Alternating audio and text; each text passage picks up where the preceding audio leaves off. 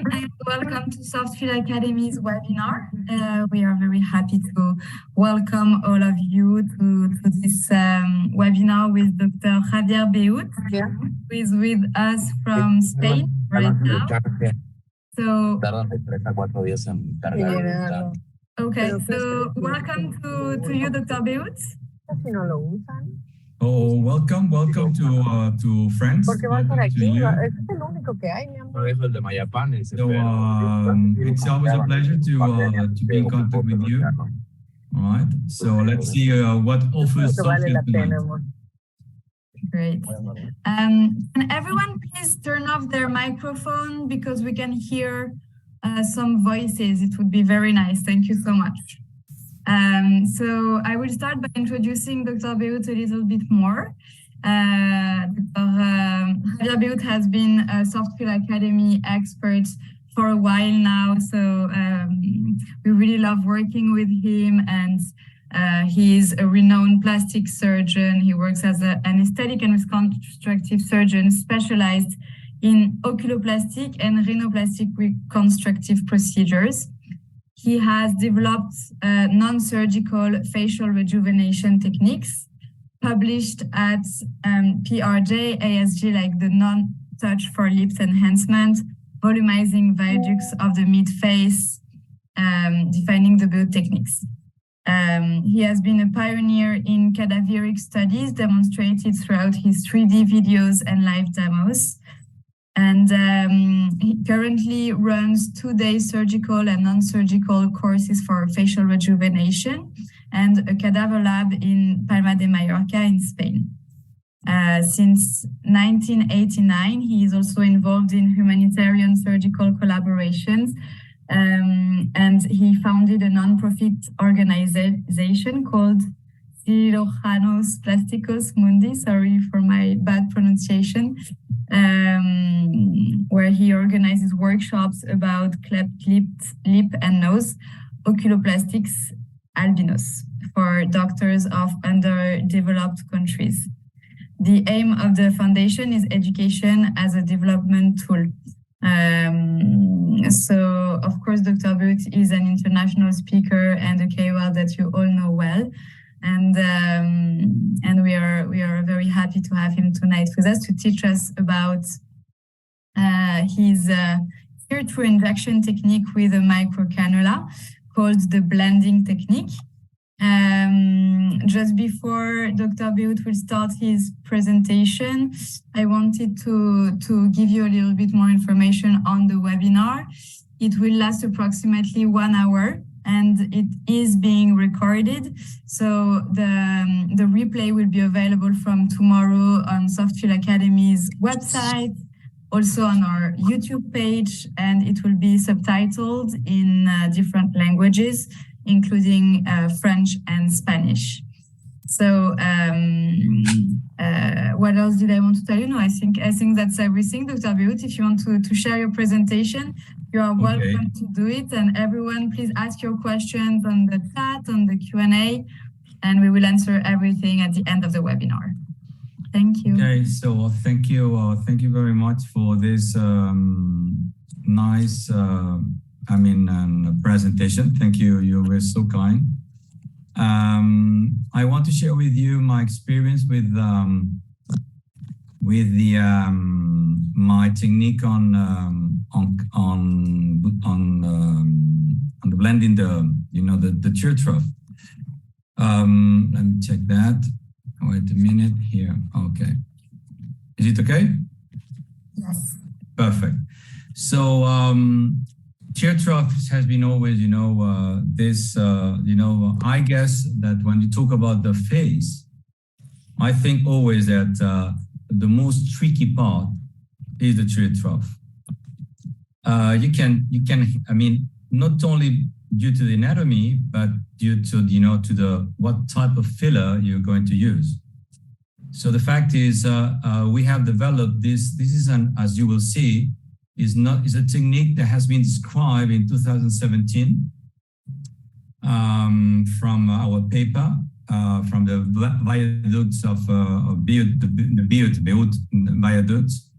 And now we try to develop, this, type 1 on calling the blending technique. I'm very happy because, as you can see, at IMCAS Academy, it seems that it has been the most viewed video, in 2022. So it seems that Trough is always, there, asking for, questions. So these are my disclosures. So for those who have been at my academy or in some of my presentations, you know that I always, talk about this algorithm protocol that I have developed many years ago about the why this happened, where the anatomy, when during the aging process, what or fat or filler, important, to know about the rheology, and finally, how we do that with cannula or with a needle. So this is the paper we published in 2015 about the viaducts, and from this we have moved to, because we believe that this paper was really important regarding what called the mid-phase anatomy. That's why we want to thank Joel Pisa talking about the article. So because it seems that it made a forward step on the anatomy, the difficult anatomy of the midface. So that's why I was saying, we from the volumizing viaducts of the midface to the Trough blending procedure. And as you can see, it's a big it's a big group, including Mexico. We have a very close relationship with the anatomy, with the partner for Diego Pineda. And we are, trying to add some more pearls, to this tricky point. So when we talk about the cheek fat pads, it's important to make a comparison. Everybody knows about what Rorik and Pesa, described in 2008, but not too many, know what we did with my partner and mentor, Dr. Jugs, in 2014 about this. Which is the difference of this from what Pesa and Rorik described and what we described in 2014 is how these fat pads move. What we call this is, how they move. We know the anatomy, but it's important to know how they move. So we know, that we have, three important, superficial fat pads. We have the infraorbital or nasolabial fat pad and the medial cheek fat pad. And then we have, the deep fat pad that we have the lateral SOOF or pre-zygomatic space, the medial SOOF and the deep mid cheek fat pad. And which is the most important fat pad regarding the Trough, because today is about the Trough, is the deep mid fat pad. So what is this important? Because when we talk about this gliding effect about the superficial fat pads and the deep fat pads, we have that the face move. It's not like a mask. If you just inject and you fill holes, what you are going to obtain is a mask. But as soon as the mask tries to move, it's not natural. So what we try to obtain is with all these techniques is to have some movement on the face, like you see on this gray, image. All right. So let's move. So then, as a surgeon, we work, on spaces. These were described by Jubara in 1895, and Mendelssohn, a great anatomist and plastic surgeon from Australia, gave us protocols about, what are these famous spaces. So these spaces, we have these spaces, at the pretemporal space, the premaxillary space, but we have more than that. And this is a very nice, drawing done by my, my colleague and friend, Dr. Surek, the one that helped me to write all the papers. Our ideas that Jelks and myself, had in our mind that Dr. Surek put on a paper. He did a very nice work. And you see here, we have this pretemporal, prezygomatic, premaxillary, So these spaces are, I don't want to say empty, but are safe. So when we do a facelift, we go at the premaxillary space, we go, we know that these spaces, when we place, our scalpel, they are safe. So why not to use the same concept, when you do, aesthetic medicine, when you fillers? Of course, you cannot use, you can find, these spacers using a needle, but you need to find the spacers with cannula. All right. So let's move to what borders are today. So today we're going to talk about, zone 2. Zone 2 is from the lower lid. And we're going to talk about the premaxillary space. What is this premaxillary space? The premaxillary space is made by the nasolabial fat pad, the fat I showed you before, that's a superficial, and then we have the levator labius superioris. So this here is where we have the space. If you look to the drawing, you can see really, it's not so big. I mean, don't imagine it's so big. It's just a space. And when you place the cannula between the, between the levator labius superioris and the nasolabial fat pad, it glides. All right. So below the level, below the levator labius superioris, what do we have? We have the deep mid fat pad. So we have the deep mid fat pad below as a, to give support, and then the nasolabial fat pad and the premaxillary space. Sorry. So when you look carefully, because maybe you can ask, Javier, we are talking the tear trough and you're talking about the mid phase. Of course, why? Carefully, where the orbicularis orbital muscle, lies, it lies over the cheek. So when you treat your tear trough, the first thing you have to analyze is the cheek. Look to these diagrams. If you look to these diagrams, this is this anatomic dissection, you see that the orbicularis orbital muscle lies over the cheek. So whatever you do here, whatever you think, this is very important. Look to that. All right. So that's why the deep mid fat pad is so important. If you look to this video done by Mendelssohn, you see we can obtain the ligament, and it's an osteocutaneous ligament. The tear trough itself is an osteocutaneous ligament. It's not really something that you can cut. For those surgeons know that you need to cut with a scissor, or you need to cut with a Colorado needle. You cannot cut, with a cannula, or I mean, you can't do that. So those who believe that you can cut the ligament believe this is absolutely not true. So the fact is that this is a ligament that lies in between the orbicularis orbital muscle and the preseptal muscle all the time. So we have the palpebral part, then we have the tear trough osteocutaneous ligament, and then we have the orbital part. So this is the orbital part. What is the message? The message is this part here, the orbital part, it belongs more to the cheek than to the cheek to the tear trough itself.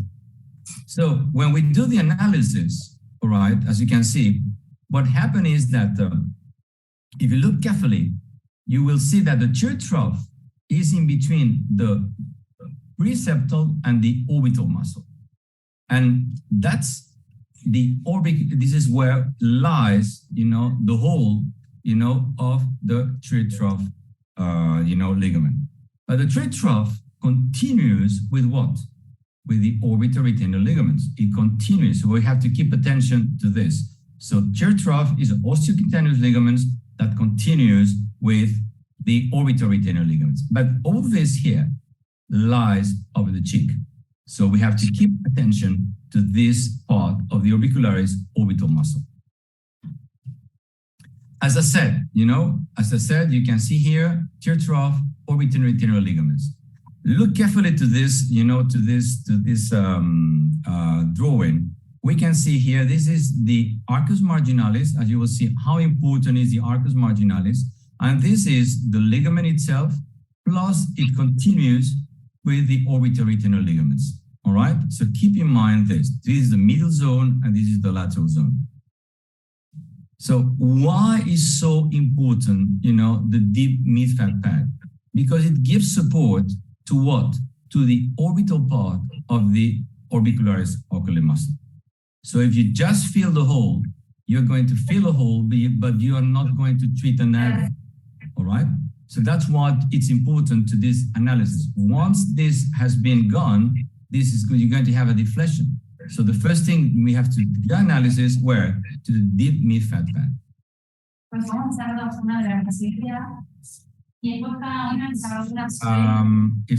Okay, thank you. So regarding the analysis I always like to do from the medial part and the lateral part, all right? Remember, as a single unit, not just a whole. Remember, these are the shadows I like to create because this is what we really need, this shadow, all right? Not just fill the hole, but the shadow. And this belongs to what? To the deep mid-fat pad. This is the step, the 8-step lower eyelid checklist we use, every time we do analysis for a lower lid blepharoplasty. This has been developed by my mentor, Glenn Jugs, and we presented this at the Beut Jugs in 2017 in Mallorca. But the 8-step, the arcus marginalis, I think can combine with merge with aesthetic medicine. Why? Because if you look to what is the arcus marginalis? The arcus marginalis is nothing else than the insertion of the orbital septum all along, the orbital rim. So what happened is that sometimes the arcus marginalis is inside and sometimes the arcus marginalis is outside. Look to this patient. This patient is a very young patient. By the way, every time you do a picture to a patient photo, always front photo, and then you have to ask your patient to look up gaze. Why? Because once you look up gaze, the orbital septum, is put under tension, and after the orbital septum, we have the arcus marginalis. So we see the difference. So we see, this band of the arcus marginalis. As you can see in this patient, she doesn't need anything. Why? Because there is no projection of the fat. So what does she need? Maybe in her case, she needs just a small amount of deep support at the deep mid-fat pad. But look to this. This is a patient I took from internet. What do you think? This is a tear trough? I don't think this is tear trough. What really needs is support in this. If you just feel in this patient, this hole, it won't look natural. The first thing you have to treat is this, as he was. The nasojewel crease is defined by what? By the orbicularis, preceptor and orbital that descends, and plus the facial vein, by the way. And this is not, you don't have to feel that. Believe me, the only thing you need to do is feel this area at the premaxillary space, below the premaxillary space, at the deep mid-fat pad. So think about this image, all right? So then we have type 2. In this case, we have this patient looking up gaze. As you can see, this is the arcus marginalis. And what is this? The orbital retainer ligaments. When we have a gap between the orbital retainer ligaments and the arcus marginalis, there is a space. So then we can feel this space, right? We can feel this space. And if you look to the drawings, we see this is the arcus marginalis, and this is what? This is the orbital retainer ligaments. So we have some space to fill, all right? Then we have type 2. In this case, there's nothing. I mean, it's like the patient before, the first patient. The arcus marginalis, you see, and then you see this, the type 2 is an outie. Why? Because the arcus marginalis, not this, is out, maybe a few millimeters, on the orbital rim. And this was described by what we call the Eisler pocket, all right? And we know that the majority of individuals have a recess of Eisler, which is an anterior origin of the arcus marginalis onto the anterior face of the lateral maxillary and zygomatic bone. This was described many years ago. So when this is very low, this is the insertion of the orbicularis muscle, and this is the arcus marginalis. When this is very low, then the distance between the arcus marginalis and the retainer ligaments are almost close and together. All right? So these are the two big differences. As you can see here, you see that this is the red. This is the arcus marginalis, and then here we have the orbital retainer ligaments. So it's almost closed.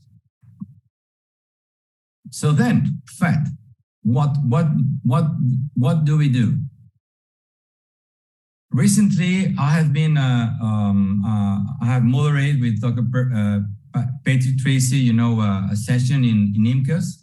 We asked to different brands about why they think their product are the best one for for the Trough. And these were the questions we sent it to them, and we asked to all the labs. And my conclusion is this one. Look at the particular anatomy of the patient. Regardez l'anatomie particulière du patient. Don't look at the box. Ne regardez pas la boîte. If there is something on the box that means, I don't know, Trough, I mean, maybe it's the same product used for maybe not for sure for other parts of the body. So that's why, for me, the most important is the key point is anatomy and technical procedure dependent. So this is why the Trough is so difficult to treat. You don't have to look at the box. Look at the anatomy and at the rheology of the product. I know rheology is boring, but if you don't know the rheology of the product, you won't have any success. It doesn't mean that on the box is written Trough that you're going to obtain a good result. All right, this is my rule.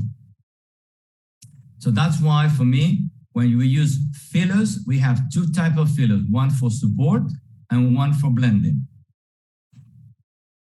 When we use fat, I use the LipoCure from my close friend, Steve Cohen, and we have microfat and millifat for support.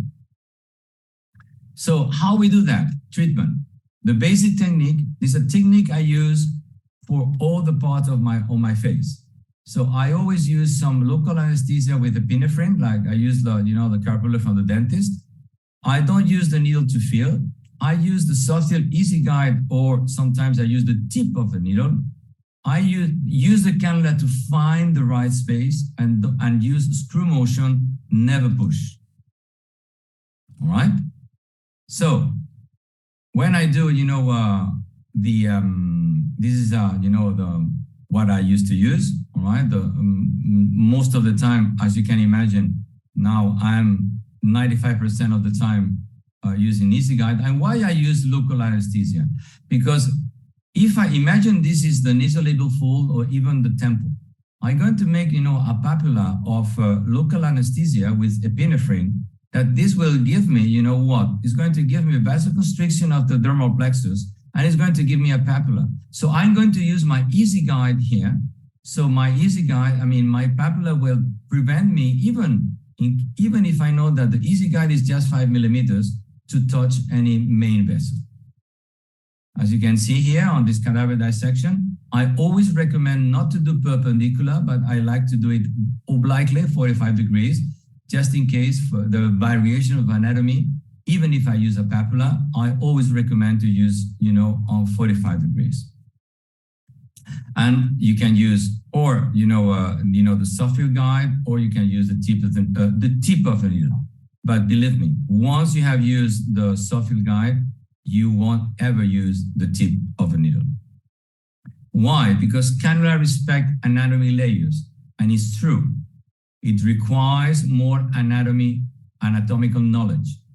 Sharp needles, they don't respect anatomy. You don't know where you are until you touch the bone. So this is, is low. But remember that layers are, the cannula respect all anatomy layers. If you know the anatomy, if you don't know anatomy, don't use cannulas. So now is my question to all the audience. when you do your makeup, you know, anyone, now we cannot say that just women do makeup. So anyone who does makeup, who do makeup on the eyelids, what is the purpose? You know, to cover or to blend. So my purpose is to blend. And so why we don't use the same concept? This is my question. So I have asked this question to one of the most important makeup artists in Spain is Chema Juncos. And Chema, describes, how is important and how, makeup need to be done.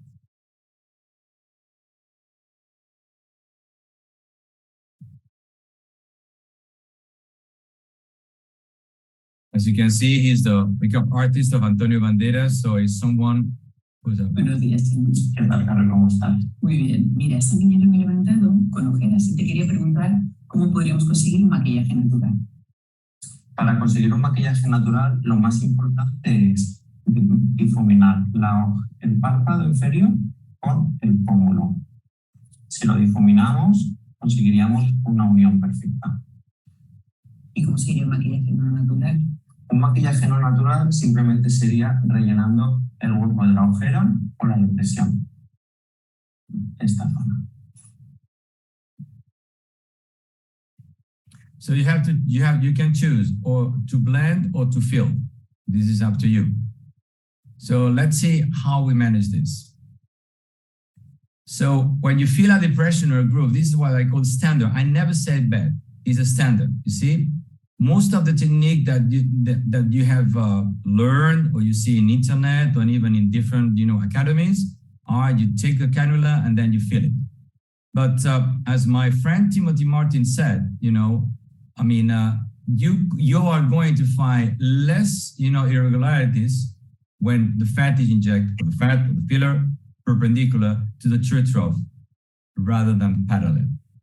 So that's why I call this filling process, not the blending process. Then, of course, even if you filled, parallel, you've seen even it has been published, but remember very important thing. This paper published, at the PRS is for fat. It's not for fillers, hyaluronic acid. Hyaluronic acid is like sponge. When you place it, it captures water. The fat is different. So whatever you place on the face, it stays and it grows. So that's why I don't recommend standard 2 because you can have what I call the sausage effect. Sausage effect you can obtain also with the fat. All right, but this is what I call the sausage effect. Is this when the patient smiles, then you see the sausage. Why? Because this has been injected parallel to the orbit. So what are the markings of our techniques? Is it's here. So we make a mid pupil line. Then this is from our algorithms. We call this the equator line. This equator line is nothing else than exteriorization of the zygomaticoscutaneous ligaments. It's not a line, a fancy line or nice line. This is really an anatomy line. And then we made a nasolabial fold and this area. Maybe you think, oh, Javier, this is plenty of vessels. It's true. But remember, this is, as you can see here, this is where the facial artery, the angle artery is here, is below, the nasolabial fold. And then we have an aberrant artery used to be, maybe 1 centimeter used to be, lateral to it. And in this region, of course, I don't want to say there's never a vessel, but the vessel, the important vessel used to be very close, to the nostril, very, very close. So if you add a small amount of local anesthesia with epinephrine and you use a cannula, even if you touch the artery, you won't injure it. The problem is when you use a needle there and then you can cross the needle. Of course, you won't have an embolism. Of course not, but you can have a bleeding. So whatever you do, whatever you use here, as you see, you won't have, I mean, I have done, I want to say thousands of it.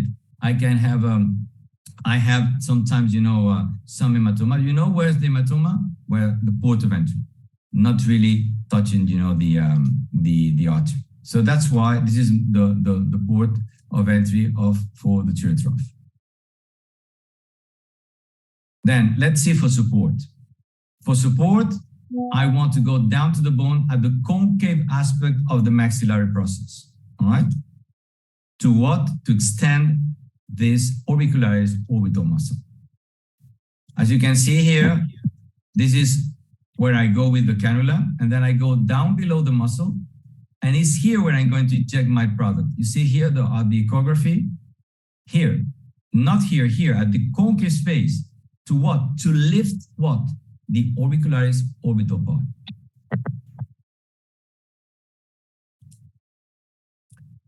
This patient, port of entry, cannula, down to the bone, and the patient will feel the bone. And then when the patient says, Javier, oh, I know I'm touching the bone. And because most of the fillers have some light local anesthesia, in few seconds, you have numbness. So I'm feeling just the deep mid-fat pad, nothing else than the deep mid-fat pad. Then I want to blend the lid and the cheek. And why I like to blend the lid and the cheek? Because as I mentioned, when you do perpendicular, then parallel, if you look to the axis of the orbicularis is doing this. If you just feel following, the vectors of the orbicularis, if for any reason you have a fibrosis, once the patient smile or move her eyes, it's going to be visible. But if you use perpendicular, it's going to be less visible. I'm not saying invisible, but it's going to be less visible, sorry. And so how we do that? The same thing. I go with my port of entry, all right? The same port of entry. Then I go at the pre-maxillary space in between the nasolabial fat pad and the levator-labial superioris. Then I reach the amphiorbital rim. I cross the ligament. I don't cut the ligament. I cross the ligament, and then I blend it. I blend the lid and the cheek. This is what I do. I blend the lid and the cheek. Blending the lid and the cheek. This, you see, the important thing is not just to feel, is to blend, but you need to cross the ligament. You need to feel it, all right? Once you feel it, then you leave a drop, and then you do a retrotrace, and then you continue like this.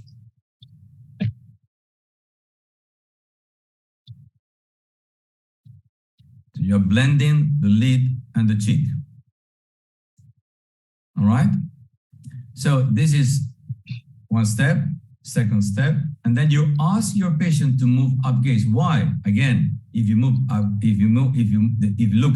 look up gaze, then the orbital septum is put under tension, and then you see the arcus marginalis, and then you see the distance between the arcus marginalis and the orbital retainer ligaments. Then what you need really to feel, all right? But if you don't ask your patient to move up gaze, you don't see that.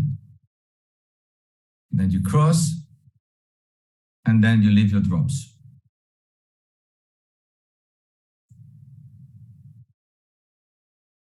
Blending versus filling.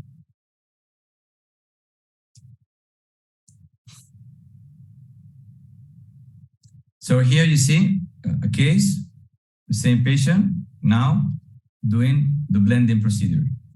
Look, if you look carefully, you will see here, you see this part has been, this technique, it takes time. I mean, it's not a technique you do in 5 minutes. You have to go step by step. You have to see, and then it's not something that you do straight like you want to do your bolus for your cheek. No, it takes time. All right. More time. Laterally, no, it's easier. Laterally is easier. You can go with your cannula. You cross from lateral, and then you blend like this. This is the serum. We call this serum is a safety infraorbital ring margin, nothing else than the arcus marginalis. And then, because we use our finger, we don't cross the arcus marginalis. And then what we do is we just make, like this. That's it. Perpendicular. So let's see some practical cases. This is you see, I'm using a different, for support, I'm using a 22 gauge cannula or 23, depending on the type of filler. And when I use blending, I use 25 gauge cannula. With 25, you can easily cross the ligament, all right? You see the patient is looking up gaze. And look my hand. I don't know if you realize my hand, how is it? My hand is, with my 3 fingers, I'm doing a screw motion. I don't push, I screw motion, and then I charge. But if you tried, to charge with the syringe like that, you don't have enough sensations. Then, of course, you can do lateral even from this part. I can reach perfectly, the lateral part of the tear trough perfectly. But if you don't feel comfortable crossing the whole face, you can do it from this part, from lateral to medial. And then most of the time, with just one syringe, because the fact is, I'm going to make just these drops like this, and I don't use too much material because the cohesivity of the product is going to attract the particles. You don't need to make just a big, a big injection. If you just make 3 or 4, when you do your molding, the cohesivity of the product will attract the molecules. All right, don't try to fill it completely.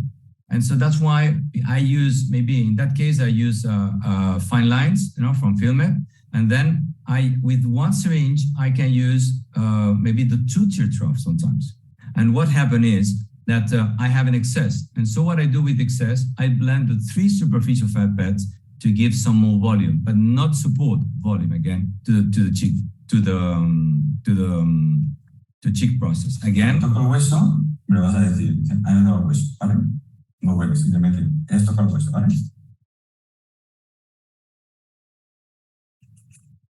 If you heard that, I said, cuando toco el hueso me lo dices. I'm saying the only anesthesia was here, so I want to be sure that I'm touching the bone, all right? And the patient said, okay, you are touching my bone. So then I go with my support, product to inject, all right? But I ask my patient if I reach the bone or not, right?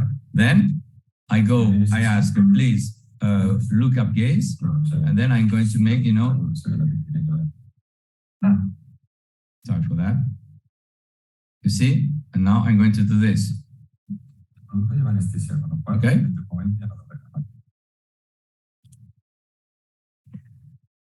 The same thing, it does. Look.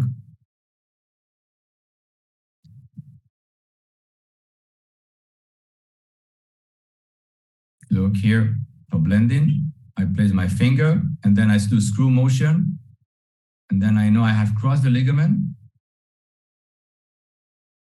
And then I go down.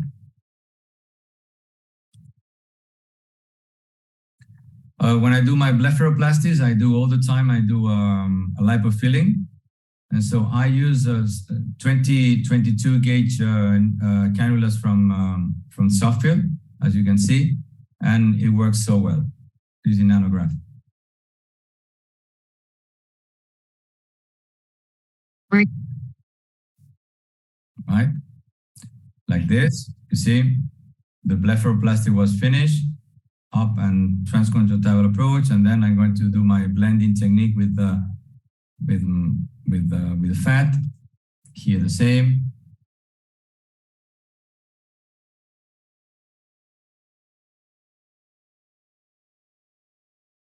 And then we are doing the scientific studies. I don't know if you agree with Dr. Fea Fanyan from medical director of Filmet. We're doing a very interesting, study very interesting for plastic surgeons or those who are doing eyelid surgery. Because when we do, as everybody knows, and when we do this lipofilling, we know that some of this fat is going to be absorbed. So what we are doing, and we have noticed, is that if you inject 1 month after the treatment of the lipofilling, you inject hyaluronic acid in the same manner, in the same mode, you have an adipocytosis of the fat. So you stabilize the fat. So this is very important. I have already around 50 patients. That is a paper that will come out, in 2024, I guess, because we're doing, with echography. But it's really amazing. So as you can see, this is a patient, as you can see, with a very relaxed. These are the 8-step lower eyelid checklist we do. And this patient came for a cheek lift, and I did just a blepharoplasty with the canthal support.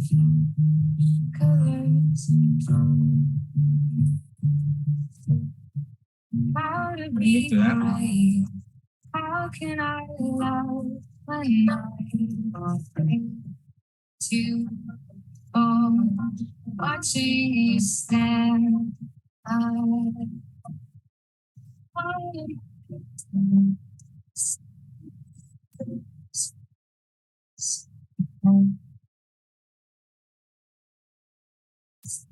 And look to now, this is pre-op.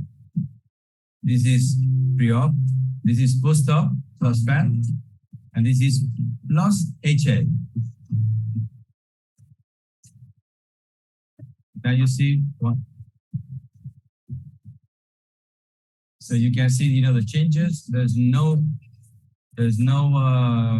cheek lift.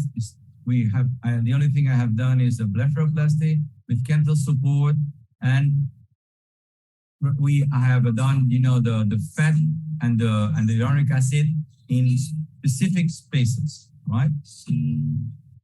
Just a few amount of skin, remove few amount and nothing else. The pinch pump pull technique. So let's see some results. So this is a patient that she needs just, as you can see, only deep mid-fat pad, nothing else. I like the gray to see, really the edges, see? Look to this patient.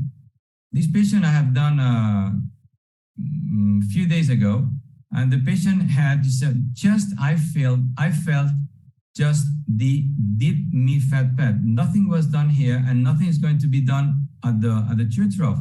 The only thing I gave her is this support that has, you see, as if you have some imagination, this is the orbicularis orbital part. So what I have done, filling this part, this has been enhanced and projected. So the tear trough is less evident. Here you have another patient. As you can see, it's an INI, all right?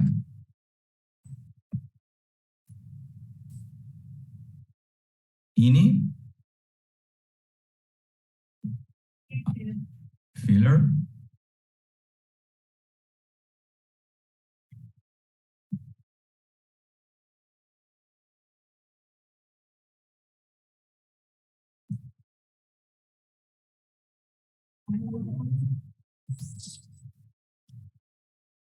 Now, this is in movement. It's important in movement. Look to that. Nothing strange comes out. Here too. When she looks up gaze, you don't see any hollow or whatever. It's important, in motion. I do this with Vectra. It's very helpful. And this is 8 months post-op. Look to that.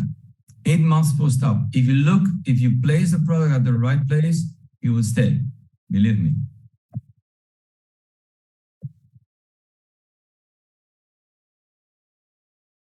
This is 8 months post-op.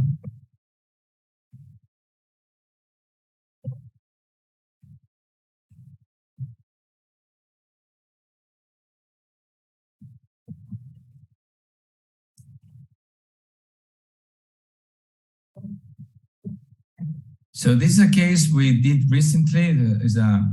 Is a friend of ours that came to the academy, Mallorca, and he said, Javier, I'm here, so please do something. So this just was the immediate post-op, as you can see, just is the port of entry for the, we did really, you know, the support to the deep knee fat pad, and then we blend the lid and the cheek.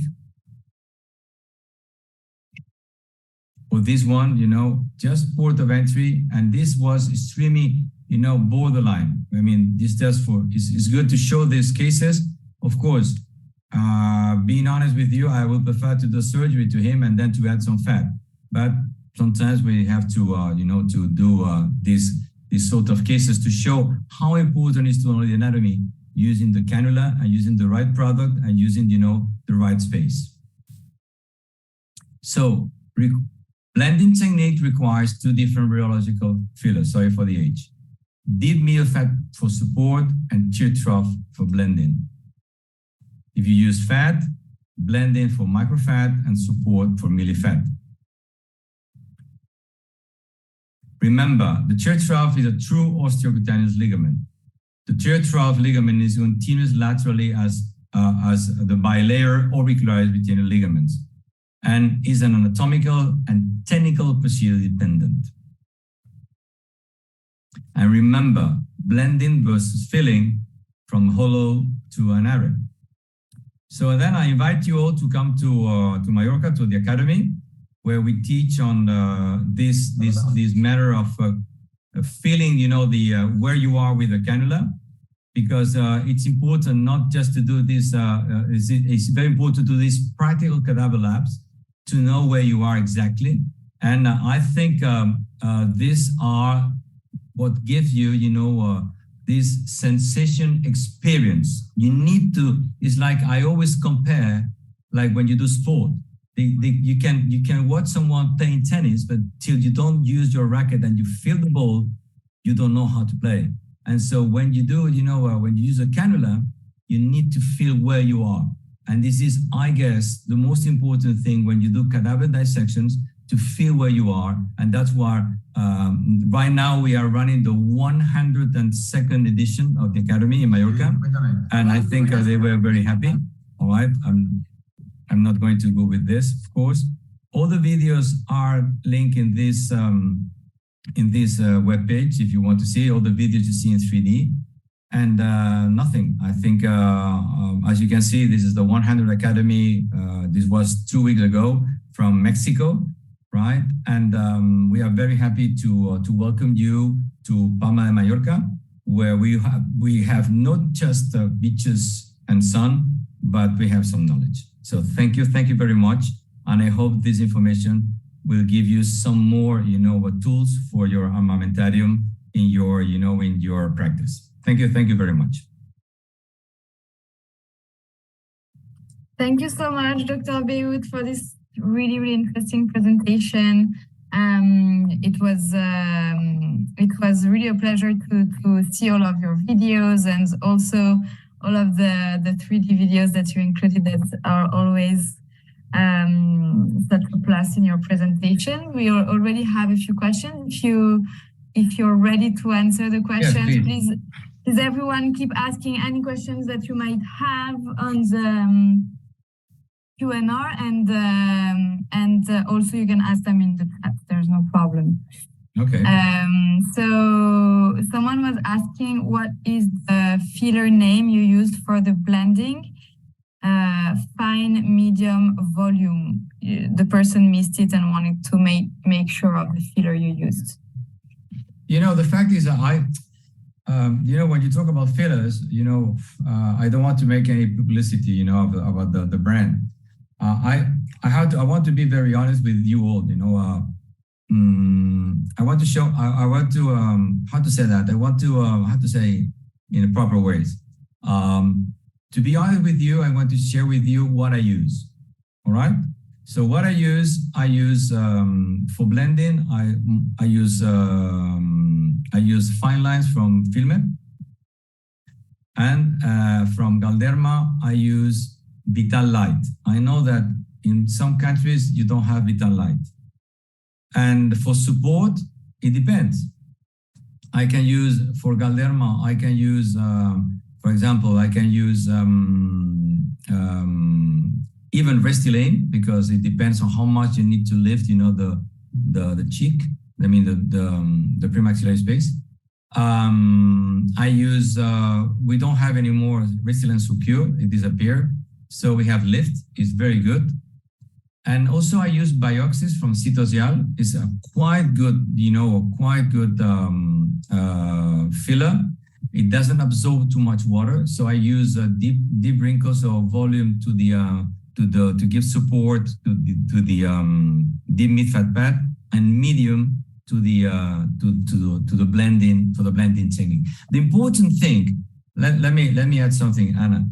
It's every time you do your analysis, what you need to say is how much lifting capacity need to obtain. So that's why I'm saying don't look to the box, look to the anatomy of the patient.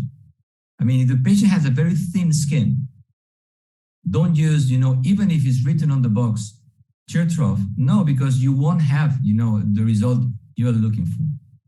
The second thing, even if imagine you don't have the right, the right filler for the tear trough, because for any reason you don't have at your office.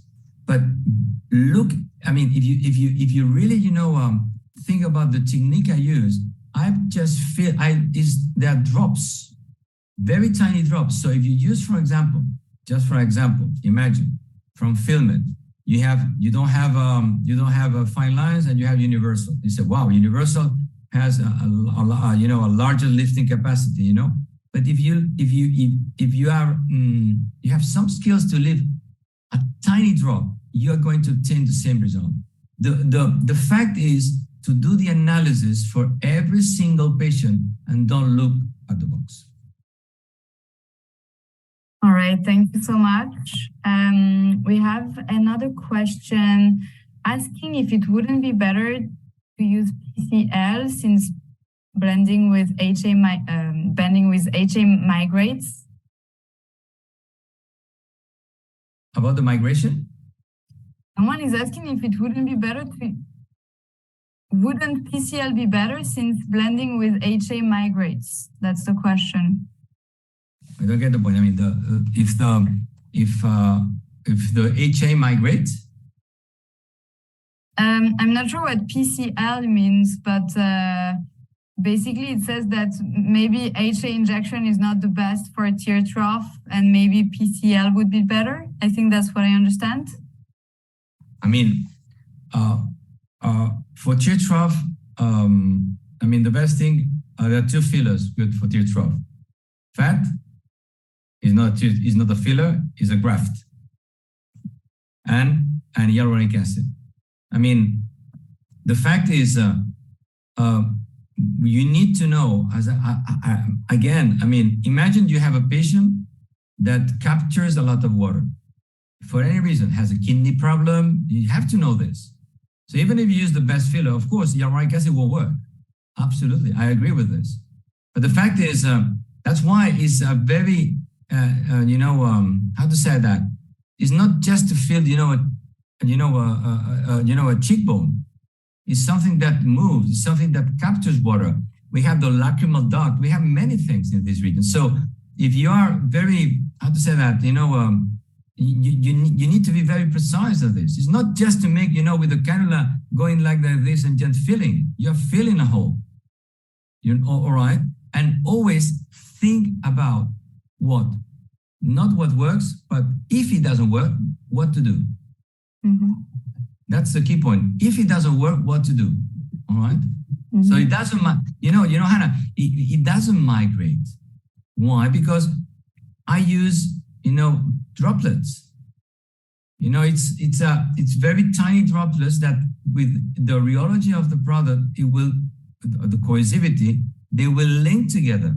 I'm not just making, one single shot, like most of my colleagues do, one single shot, or even with needle. What happened? What are the differences between needle and cannula? I developed, you know, what I call many years ago, the stalagmite technique. Those who know me, and I was doing shots like this, you know, from bone to skin, bone to skin, bone to skin. And it worked. But you know what I was doing? I was doing just filling a hole. I was filling the hole. Plus, I was using a needle, crossing, you know, the dermal plexus, and with chances to obtain a small hematoma. But if you use a cannula in below the muscle at the preceptor space, you won't have, you know, you won't have this risk. All right. Mm-hmm. You have to come to Mallorca to know the technique. All right, great. Thank you so much. Yes, there's a Dr. Haig that was asking the question was she continued kind of asking questions at the same time as you were speaking, saying HA deep shouldn't migrate, but place superficial, it might eventually migrate. I can see right now this. Yes, HA deep shouldn't migrate, but place superficial, it eventually migrates. The fact is, it's not the fact of migration. I mean, you cannot use the filler superficially, because when you do your analysis of the lower lid, the lower lid has three lamellas. Has the external lamella is skin and muscle, the internal lamella is the orbital septum and the retroseptal fat pad, and the middle and the internal lamella, the third one, is the capsulopalpebral fascia and the conjunctiva. In between the mid lamella and the external lamella, we have this preceptor space. It's an empty space, you know, it's a virtual space. It's where we place the product below the muscle. But I never, if you go to the anatomy, for those surgeons, and they do, you know, a blepharoplasty using, you know, the undermining of the skin and the muscle is very tight.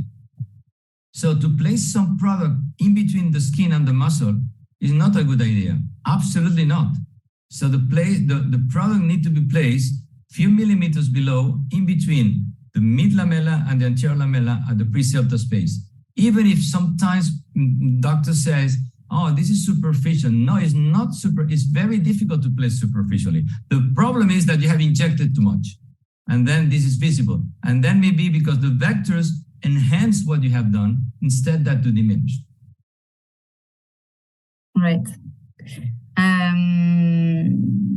So another question, is it the same layer for support and blending? No. Okay. Support is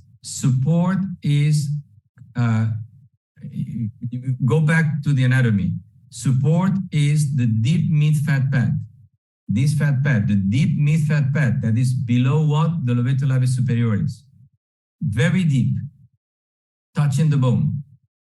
Blending is more I don't like to say superficial because doctors imagine that superficial is below the skin. No. It's more superficial. It's entering at the premaxillary space and in between the anterior lamella and the mid lamella.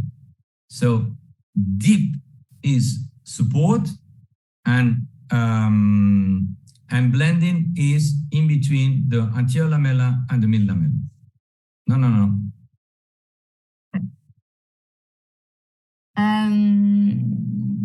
Another question is in Spanish, so maybe you can understand it.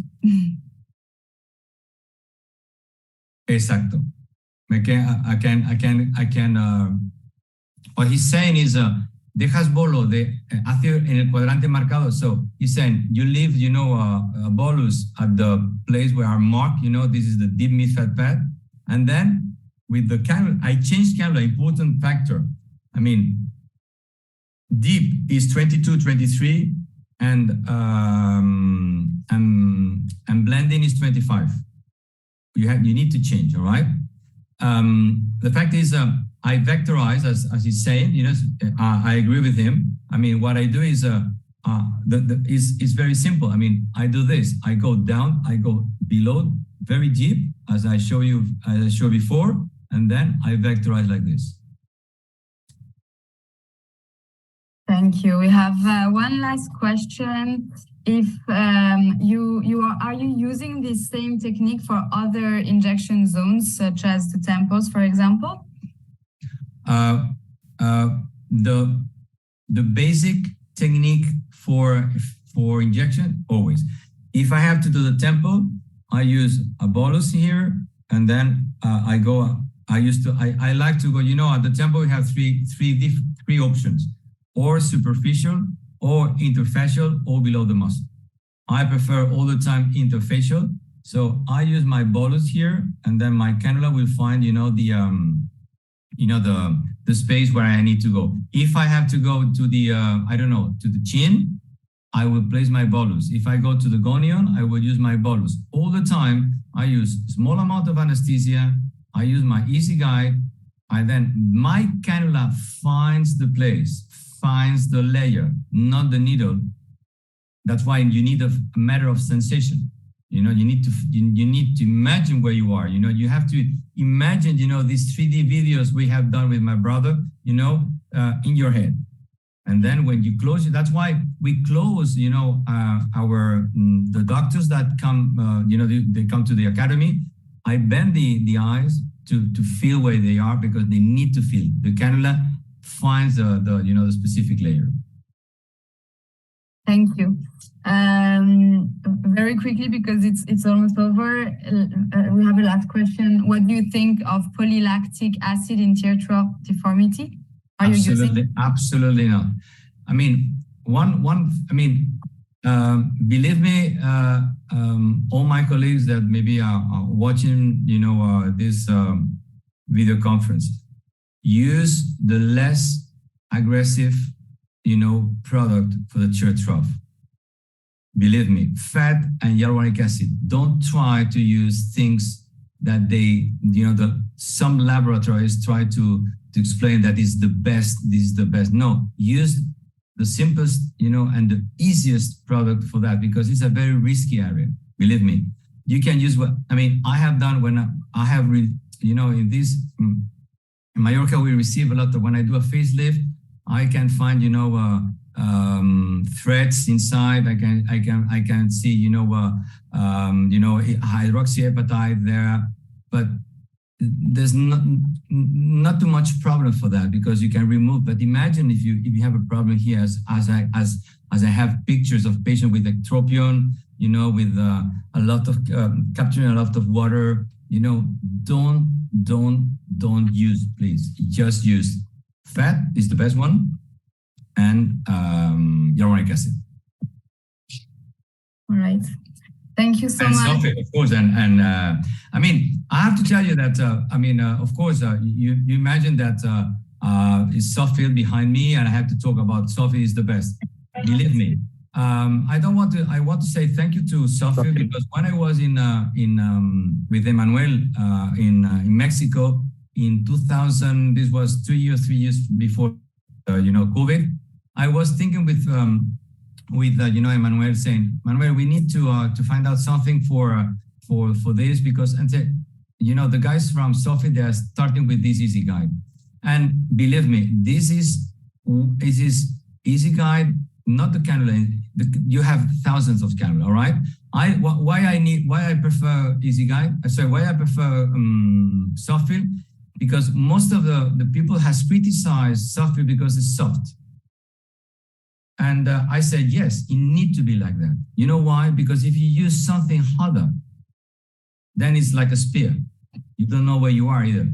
So sometimes you need this flexibility of the cannula to know where you are. If you just have something very stiff, then it becomes like a needle. So that's why I recommend it to you all, you know, from my scientific point of view, no commercial interest, believe me, no commercial interest to use these type of cannulas, because if you know the anatomy and you use these cannulas, you're going to be safer. Great. Thank you so much, Dr. Beut, for everything. I think everyone really loved this webinar. We have great comments already. I hopefully we will meet very soon and have other webinars together. I just wanted to precise to everyone that the webinar was recorded and it will be available from tomorrow on SoftFil Academy's website and on our YouTube page.